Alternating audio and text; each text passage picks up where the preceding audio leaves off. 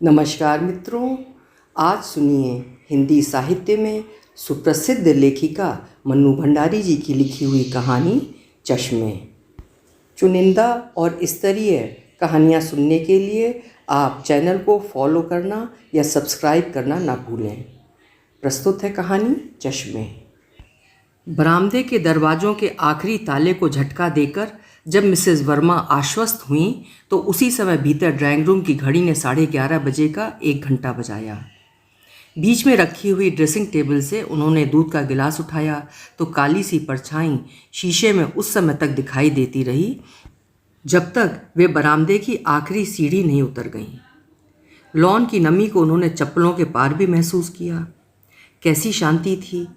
वर्गाकार लॉन के चारों तरफ की क्यारियों की फूल और मेहंदी की लाइनें चांदनी में पड़ती अपनी परछाइयों के साथ ऐसी लगती थी जैसे किसी ने हरे कैनवास पर चौखटा जड़ दिया हो। बीचों बीच मसहरी लगी। पास पास पड़ी दोनों चारपाइयों तक पहुंचते हुए मिसेस वर्मा को ऐसा लगा जैसे वे गहरे हरे पानी के बीच में बने संगमरमर के 2 द्वीपों तक जा रही हों। मिस्टर वर्मा टेबल लैंप लगाए अपनी फाइलों में उलझे थे। काली काली मोटी कमानियों वाला चश्मा उनके आधे चेहरे को ढके हुए था। इतना बड़ा चश्मा मिसेस वर्मा को कभी अच्छा नहीं लगा, लेकिन मिस्टर वर्मा का तर्क था कि आंखें बहुत कमज़ोर हैं और ज़्यादा पावर के मोटे मोटे कांचों को पतली कमानियाँ संभाल नहीं सकती। प्लेट में रखे गिलास को टेबल लैंप की बगल में रखते हुए मिसेस वर्मा ने झुंझला कर कहा, इतनी अच्छी चांदनी छिटकी है और तुम हो कि इस समय भी फाइलों में ही मगजपच्ची कर रहे हो। परे करो इस फाइल को। बिना कोई प्रतिक्रिया दिखाए मिस्टर वर्मा ने व्यस्त सी हूँ की और अपनी फाइलों में उलझे रहे। फिर सहसा चौंक कर बोले, बस ज़रा ये एक पेज रह गया है, उसके बाद अभी रखता हूँ। तुम्हारा पेज आज तक कभी ख़त्म हुआ भी है जो अभी होगा? मिसेस वर्मा ने खट टेबल लैंप का स्विच दबा दिया। पहले तो मिस्टर वर्मा कुछ भी न देख पाए, लेकिन फिर मसहरी के चंदोवे के नीचे बच्चू के बगल में बैठी शरारत के साथ मुस्कुराती हुई मिसेस शर्मा का चेहरा उनकी आंखों के आगे स्पष्ट हो गया।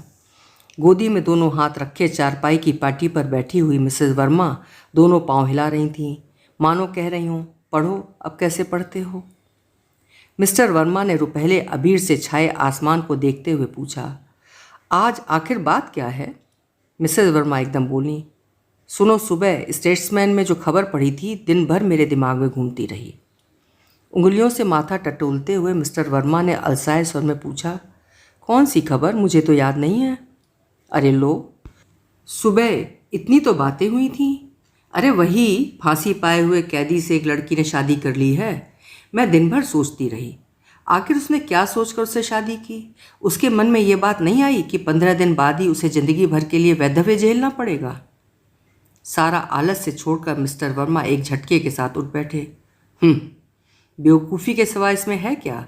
तुम्हारे दिमाग को भी अधकचरी भावुकता की बातें ही अपील करती हैं। हाथ बढ़ाकर उन्होंने फिर स्विच ऑन कर दिया और खुली पड़ी हुई फाइल की ओर मुड़े। अप्रभावित मिसेस वर्मा अपने प्रभाव में कहती रहीं, अधकचरी भावुकता? मैं भी तो यही सोचती रही दिन भर कि आखिर कैसी है ये भावुकता जिसके बहाव में पूरी ज़िंदगी को यूँ दांव पर लगा दिया जाए। अच्छा देखो, मैंने इसी पर दोपहर में कहानी लिखी। सारी स्थिति को ऐसे ढंग से रखने की कोशिश की है कि तुम भी मान जाओगे। और उन्होंने झुककर झट तकिए के नीचे रखे मुड़े हुए कागजों को बाहर निकाल लिया। बोली, इस कहानी का हीरो आतंकवादी क्रांतिकारी है। लेकिन जब मिस्टर वर्मा ने देखा कि मिस्टर वर्मा तो फिर अपनी फाइलों में डूब गए हैं तो उनका मन हल्की झुंझलाहट से भर गया। कहा, तुम मुझे 10 मिनट का समय भी नहीं दे सकते हो? आखिर कितनी ज़रूरी हैं ये फाइलें? मिसेस वर्मा उठी और मिस्टर वर्मा के पीछे जाकर शरारती बच्चे की तरह उनका मोटे शीशों वाला चश्मा उतार दिया, जिसके बिना वर्मा साहब काफ़ी असहाय हो जाते हैं। अरे अरे, ये क्या कर रही हो? अब तुम्हें मेरी कहानी सुननी ही पड़ेगी। तुम चाहे इस घटना को महज बेवकूफ़ी कहो, पर मैं दावे के साथ कह सकती हूँ कि मेरी कहानी सुनने के बाद निश्चय ही तुम अपनी राय बदल दोगे। वर्मा साहब को लगा जैसे एकाएक उनका जी मिचला रहा है। बड़ी बेचैनी के साथ बोले, आज दूध कैसा था? जी जाने कैसा कैसा हो रहा है। दूध में तो कुछ भी नहीं था, मैंने भी अभी अभी पिया, मुझे तो कुछ नहीं हो रहा। कहानी सुनाने को अधीर मिसेस वर्मा बोलीं और कहानी लेकर बैठ गईं। बिना चश्मे के मिस्टर वर्मा ने अपनी उंगलियों से अपनी आंखें बंद कर लीं। फिर अधलेटी मुद्रा में वो कहानी सुनने लगे। उन्होंने आंखें खोलीं तो देखा चांदनी की चमक बहुत धुंधली पड़ गई है। उन्हें लगा जैसे धुंध की एक परत सारे वातावरण पर छा गई है और आसपास का सभी कुछ बड़ा धुंधला, बड़ा अस्पष्ट हो गया है। हाथों में कागज लिए सामने बैठी मिसेस वर्मा की धुंधली आकृति और भी धुंधली हो गई, होती गई और एकदम गायब ही हो गई। मिसेस वर्मा के हल्की झुर्रियों वाले सांवले चेहरे की जगह एक कमनीय कमसिन सा गोरा चिट्टा चेहरा उभर आया, फूल सा खिला हुआ। कहो, गीत पसंद आया? पुस्तक बंद करते हुए शैल ने पूछा। धत तेरे की, ऐसी चांदनी रात में ऐसा नीरस गीत, निर्मल ने चढ़ाते हुए कहा। जाओ, आगे से तुम्हें कभी गीत नहीं सुनाएंगे। तो कहा किसने था तुम्हें गीत सुनाने को? शैल का फूला हुआ मुंह एकाएक ही कुछ याद आने से खिल उठा। गुस्सा भूलकर चोटी को उंगलियों में लपेटते हुए एक नटखट बच्चे की तरह वो बोली, एक खबर सुनाऊं तुम्हें, देखें तुम कहाँ तक गेस कर सकते हो। मुझे क्या मालूम तुम क्या सुनाओगी, मैं क्या कोई ज्योतिषी हूँ? बस हार गए अभी से। और वो खिलखिला पड़ी। अरे कुछ तो अंदाज भिड़ाओ, दिमाग लगाओ, शुरू में ही हाथ पैर पटक दिए। सुनाना हो तो सुनाओ, नहीं तो अपने पेट में रखो, हमें नहीं सुनना तुम्हारी बात। कैसे नहीं सुनना है मिस्टर निर्मल वर्मा? ठुनकते हुए शैल बोली, सुनना ही पड़ेगा। फिर बात कोई हमारे अकेले की तो है नहीं, तुम्हारी भी तो है। अच्छा बताएं। पापा ने अगले साल गर्मियों में शादी तय कर दी है, 23 मई, और उसके गालों में गुलाब खिलाए। अरे तुम्हारा ध्यान कहाँ है? मिसेस वर्मा ने शून्य में खोए हुए मिस्टर वर्मा की ओर देखकर कहा। स्वर जैसे कहीं दूर घाटियों से टकरा कर आया। देखो ध्यान से सुनना, इसकी एक एक बात मार्क करने लायक है। हाँ हाँ तुम पढ़ो, मैं सुन रहा हूँ, खोए से स्वर में मिस्टर वर्मा बोले। मिसेस वर्मा ने अपनी कहानी के टूटे हुए सूत्र को जोड़ते हुए कहानी पढ़ना आरंभ किया। मैंने कितनी बार कहा लीला तुम यहाँ ना आया करो, मैं आज तक नहीं समझ पाया कि मुझ में ऐसा कौन सा आकर्षण है जो तुम यूँ सुध-बुध भूल कर अपने को वारे बैठी हो। जिसका हर पल खतरे से भरा हो, उस व्यक्ति के जीवन में तुम्हें क्या मिलेगा? हम लोगों की ज़िंदगी का क्या ठीक है? आज पुलिस ने घेर लिया, कल फांसी, कदम कदम पर खतरा। कैसी बातें करते हो तुम? यदि बड़े से बड़ा खतरा झेल सकते हो तो क्या मैं नहीं झेल सकती? मुझे क्या इतना पराया समझते हो? देखो लीला, मैं बड़े से बड़ा खतरा उठा सकता हूँ, पर नहीं चाहता कि दुख की एक हल्की सी लौ भी तुम्हारे तन मन को झुलसाए। तुम्हारा छोटा सा दुख भी शायद मुझे बर्दाश्त नहीं होगा। इसी से कहता हूँ तुम यहाँ मत आया करो, मत आया करो। मिस्टर वर्मा को लगा जैसे मिसेस वर्मा के शब्द निस्तब्ध शून्य वातावरण में खोते जा रहे हैं। जाने कहाँ से आती हुई ध्वनियाँ उनके कानों में फिर टकराने लगीं। तुम यहाँ मत आया करो शैल, जानती हो मुझे चिकन पॉक्स है। तुम्हें भी हो गया तो? धत पागल कहीं के, और हो भी जाए तो हो जाए, इस डर से क्या मैं तुम्हारे पास आना छोड़ दूँ?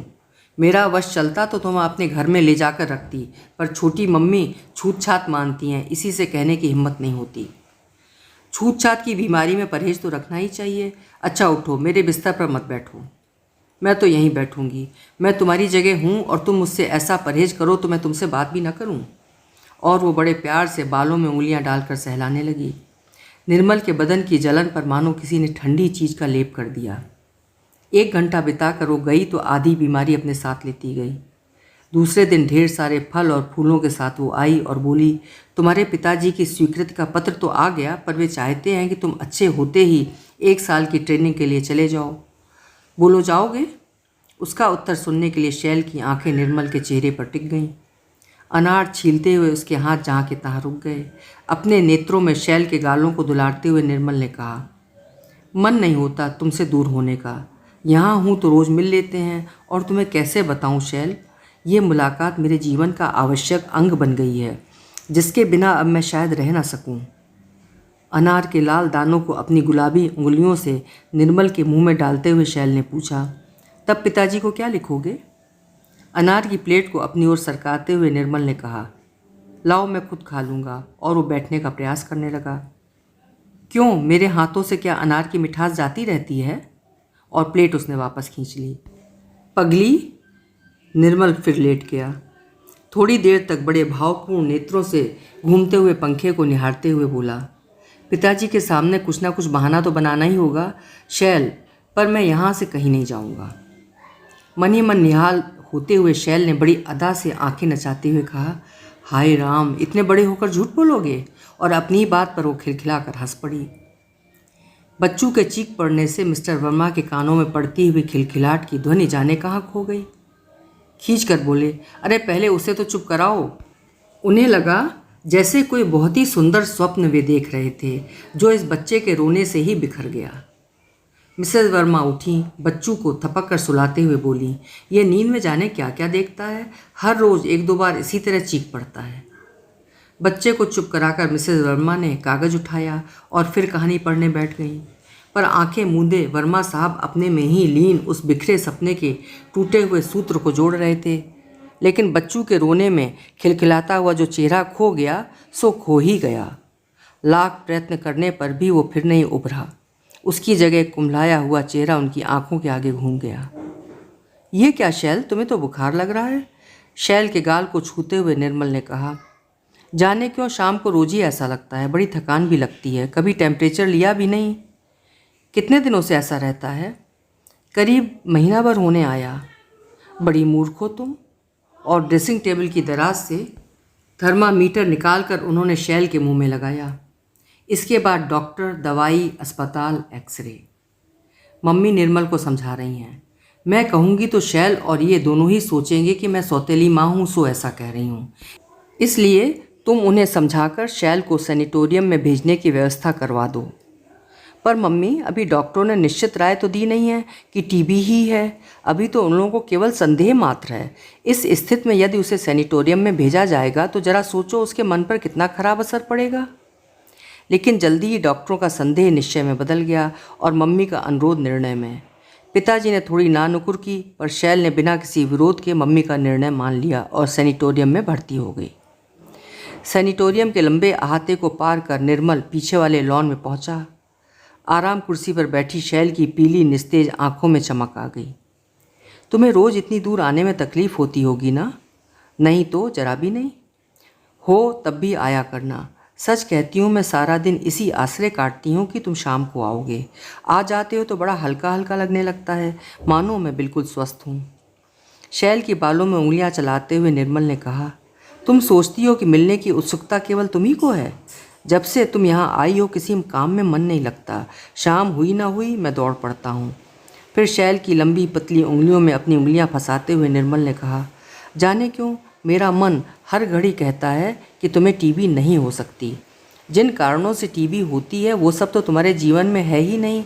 तुम अच्छा खाती हो, अच्छा पहनती हो, साफ़ सुथरी खुली जगह में रहती हो।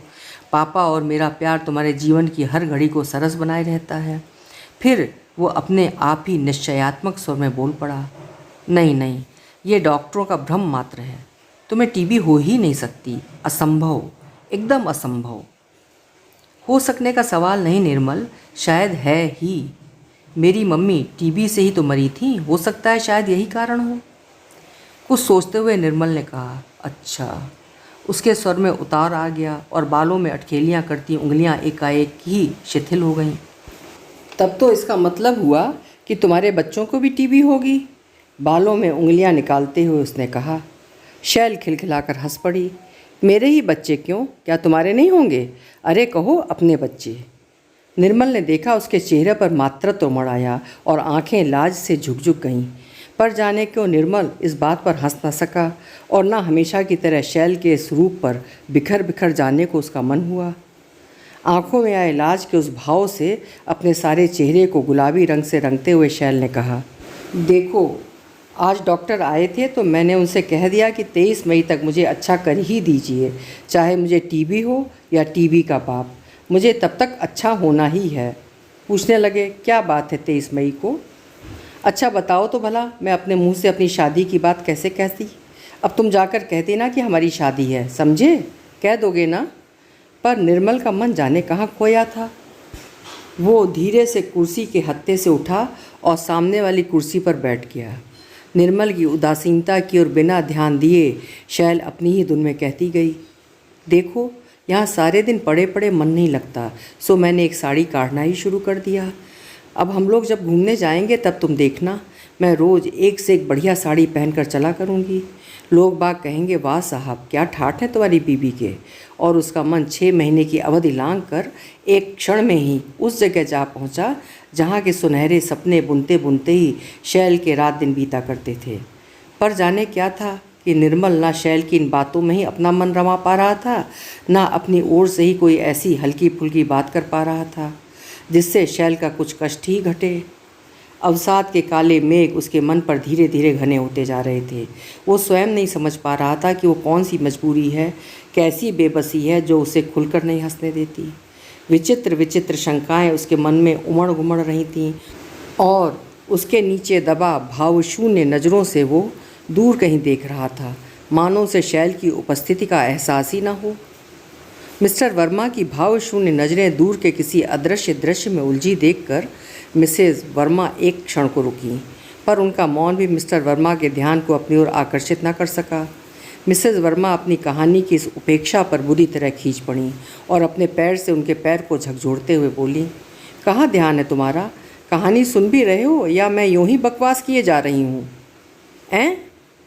अपने बिखरे फैले मन को समेटने का असफल सा प्रयास करते हुए मिस्टर वर्मा ने मिसेज वर्मा की ओर देखा। उनके हाथ में कहानी के पन्ने देखकर उनकी चेतना लौटी तो सफाई देते हुए बोले, कहानी ही तो सुन रहा हूँ। रात के सन्नाटे में तुम्हारी इस कहानी से मन जाने क्यों भारी भारी हो आया।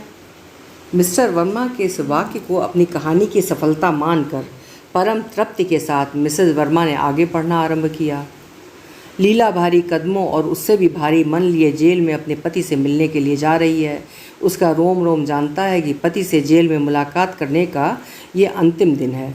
वो चाहती है कि वो हंसकर अपने पति को बिता दे, पर लाख प्रयत्न करने पर भी मन का दुख आंखों से फूटा फूटा पड़ता है और उसके कदम और अधिक भारी और अधिक शिथिल हो जाते हैं।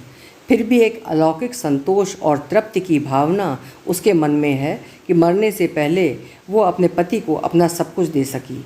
अपने को लुटाकर उसने उसे सुखी बनाया, धनी बनाया। जेल का फाटक आ गया। एक क्षण को वो ठिठकी। सैनिटोरियम के फाटक पर निर्मल के कदम रुक गए। जिन कदमों को अपनी सारी शक्ति लगाकर वो यहाँ तक खींच लाया, उन्होंने जैसे अब जवाब दे दिया। डॉक्टरों से हुई लंबी बातचीत, माँ का भी टीबी से मरना, पिता की हताशा, शैल के चेहरे का निरंतर बढ़ता हुआ पीला मुरझायापन, ये सब वो जंजीरें थीं जिसने उसके पैरों को जकड़ लिया था। निर्मल जानता है कि फाटक में घुसकर लंबे अहाते को पार करते ही वो शैल के कमरे के सामने जा पहुँचेगा।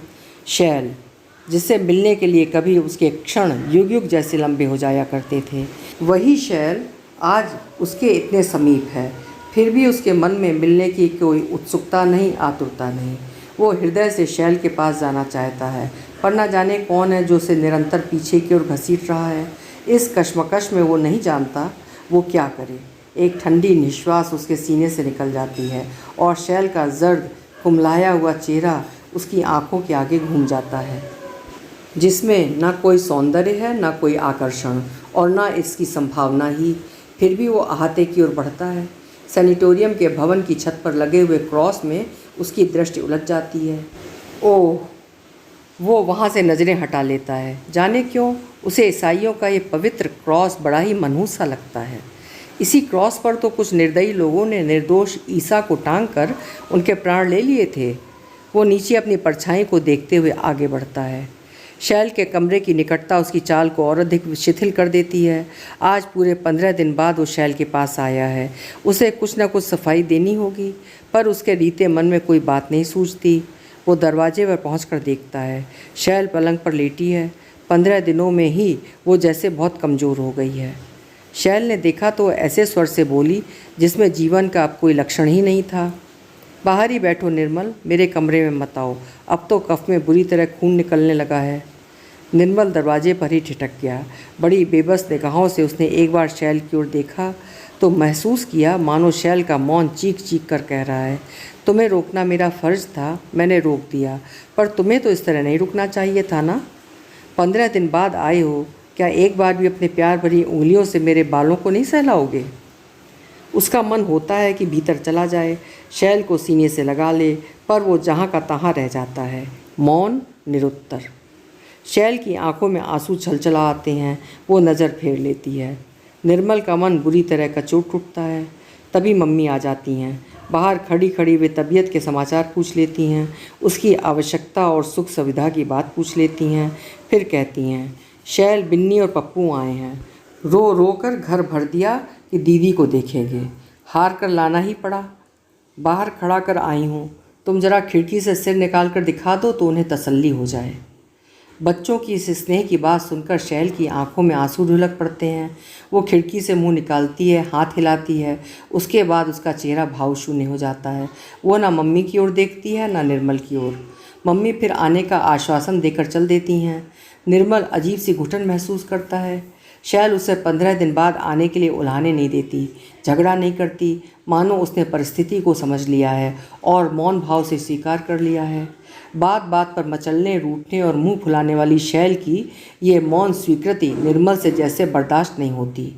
पर जब वो सोचता है कि यदि शैल इस लंबी अनुपस्थिति का कारण पूछ बैठे तो उसके पास क्या उत्तर है। अपने मन के चोट से वो स्वयं भयभीत है। वो स्वयं उससे अनजान ही बना रहना चाहता है। शैल को बताने की बात तो उठती ही नहीं। उचित सच्चाई के अभाव में शैल के मौन से उसे व्यथा के साथ साथ कुछ राहत भी मिलती है। शैल की नज़रों से अपने आप को चुराती हुई उसकी नज़र बगल वाली दीवार के कैलेंडर पर जा टिकती है। वो देखता है, कैलेंडर से फरवरी, मार्च और अप्रैल के पन्ने फाड़कर मई का पन्ना निकाल कर रखा गया है और 23 तारीख के चारों ओर लाल पेंसिल से गोला बना रखा है। उसका मन तड़प उठता है। वो चाहता है शैल बोले, पर शैल बोलती नहीं। उसका मौन तुड़वाने के लिए अपनी सारी शक्ति बटोर कर निर्मल कहता है, शैल, पिताजी का पत्र आया है। लगता है ट्रेनिंग के लिए मुझे जाना ही होगा। शैल सुनती है, पर ना उसके चेहरे पर कोई विकार उत्पन्न होता है, न उसका मौन ही टूटता है। अपने आप को बड़ी कुशलता से बचाते हुए निर्मल शैल से कहता है, तुम सो जाओ शैल, अधिक देर बैठना शायद तुम्हारे लिए ठीक नहीं। अधिक बात करने के लिए भी शायद तुम्हें मना किया गया है। ठीक है, तुम चुप ही रहो। मैं भी चला, और देखो, समय समय पर अपनी तबीयत के समाचार देते रहना। ना हो तो मम्मी से लिखा भेजना। फिर अत्यंत स्नेह से कोमल स्वर में बड़े आग्रह से उसने पूछा, खबर भेजोगी ना? स्वर की इस आर्द्रता ने अनायासी शैल के हृदय के मौन गुप्त तारों को झंझना दिया। उसकी भावहीन आंखें एक क्षण को निर्मल के चेहरे पर टिकीं। इन नज़रों में जाने ऐसा क्या था कि निर्मल ने महसूस किया जैसे वो बहुत बड़ा झूठ कहते हुए पकड़ लिया गया है। पर निर्मल में इतना साहस न था कि वो उसका सामना कर सकता। हाथ हिलाया और जल्दी से मुड़ गया। आते समय उसके कदम शिथिल और भारी हो रहे थे। लौटते समय उतनी ही स्फूर्ति के साथ वो चला जा रहा था। वो उस कमरे से काफ़ी दूर आ गया है। फिर भी उसे लगता है जैसे खिड़की में से झांकते दो आंसू भरे व्यथित नयन उसकी पीठ में चुभे जा रहे हैं। वो सीधा रास्ता छोड़कर अकारण ही मुड़ जाता है। मिस्टर वर्मा के चेहरे पर अपनी कहानी की प्रतिक्रिया देखने की उत्सुकता में मिसेस वर्मा ने मिस्टर वर्मा की ओर देखा। वर्मा साहब की दृष्टि कहानी के पन्नों पर टिकी हुई थी। उनके ललाट पर 2 सल पड़े हुए थे, जिसका कारण शायद चश्मे की अनुपस्थित हो। पति को अपनी कहानी में यूं डूबा देखकर मिसेस वर्मा के चेहरे पर प्रसन्नता की आभा छलक पड़ी। उन्होंने कहा, देखो, इस पत्र को ध्यान से सुनना। यह लीला का अपने पति के नाम अंतिम पत्र है। फिर स्वर में चैलेंज का पुट लाकर बोली, मैं दावे के साथ कह सकती हूँ कि पत्थर दिल वाला आदमी भी इसे पढ़कर बिना पसीजे नहीं रहेगा। पर मिस्टर वर्मा के कानों में पत्र शब्द के अतिरिक्त मिसेस वर्मा का और कोई शब्द नहीं पहुँचा। मिसेस वर्मा ने पत्र पढ़ना आरंभ किया, लेकिन मिस्टर वर्मा की धुंधली आंखों के सामने एक और ही अस्पष्ट सा पत्र उभर आया। धीरे धीरे पत्र का एक एक शब्द स्पष्टतर होता गया। प्रिय बेटा निर्मल, समझ नहीं पा रहा हूँ ये पत्र तुम्हें कैसे लिखूँ, पर लिखे बिना रहा भी नहीं जा रहा है। शैल की हालत तो जैसी तुम छोड़कर गए थे वैसी ही है, पर डॉक्टरों का कहना है यदि 23 तारीख को किसी भी तरह शैल की शादी कर दी जाए तो शैल के अच्छे हो जाने की काफ़ी संभावना है। इस स्थिति में शैल से विवाह करने की बात कहते हुए बड़ा संकोच होता है, किस मुँह से कहूँ, पर बेटी के प्राणों का मोह कहने को मजबूर कर रहा है। एक दिन शैल का जीवन तुम्हारे हाथों में सौंपने का निश्चय किया था, वो आज भी तुम्हारे ही हाथों में है। चाहे बचा लो चाहे खो दो। बहुत सोच कर कदम उठाना मेरे बच्चे। एक निर्दोष बच्ची और बेबस बाप की आत्मा तुम्हें युग युग तक दुआएं देगी। मिस्टर वर्मा को एकाएक ही लगा जैसे उनकी सांस रुक रही है। उन्होंने दोनों हाथों से अपनी आंखें बंद कर लीं। वो पत्र विलीन हो गया, पर उसकी जगह एक तार उभर आया जिसमें 23 मई को शैल की मृत्यु होने का समाचार था। मिस्टर वर्मा बदहवास से उठ बैठे और चिल्लाकर बोले, मेरा चश्मा दो। मिस्टर वर्मा की इन सारी हरकतों को अपनी कहानी की सफलता का प्रमाण मानकर मुस्कुराते हुए मिसेस वर्मा ने कहा, बस 4 लाइनें और सुन लो। तुम मेरा चश्मा दो। वर्मा साहब क्रोध से झल्ला उठे। उनका स्वर बुरी तरह भर्राया हुआ था। इस अप्रत्याशित क्रोध को मिसेस वर्मा समझ नहीं पा रही थीं और तभी वर्मा साहब चीख पड़े, मैं कहता हूँ मेरा चश्मा दो, नहीं तो मेरा दम घुट जाएगा। मिसेस वर्मा के हाथ से चश्मा लेकर उन्होंने कांपते हाथों से अपनी आंखों पर चश्मा चढ़ाया तो उन्हें ऐसा लगा मानो किसी अतल समुद्र की गहराई में से, जहाँ केवल अंधकार था और उनका दम घुट रहा था, वे बाहर निकल आए हैं। निश्चिंतता की सांस खींचकर उन्होंने अपने चारों ओर देखा। सामने मिसेस वर्मा श्वेत साड़ी में लिपटी, चेहरे पर आतुरता का भाव लिए बैठी थीं। पास ही पलंग पर बच्चू निश्चिंत भाव से सो रहा था। लॉन के चारों ओर के पेड़ रुपहली चांदनी में नहाए खड़े थे और उनके अपने छोटे से सुंदर बंगले की दीवार से सटा हुआ रातरानी का पेड़ उन्मुक्त भाव से अपना सौरभ बिखेर रहा था। अभी आप सुन रहे थे मन्नू भंडारी जी की लिखी हुई कहानी चश्मे। कहानी आपको कैसी लगी मुझे ज़रूर बताइएगा। फिर मिलेंगे। आपका समय शुभ हो, मंगलमय हो।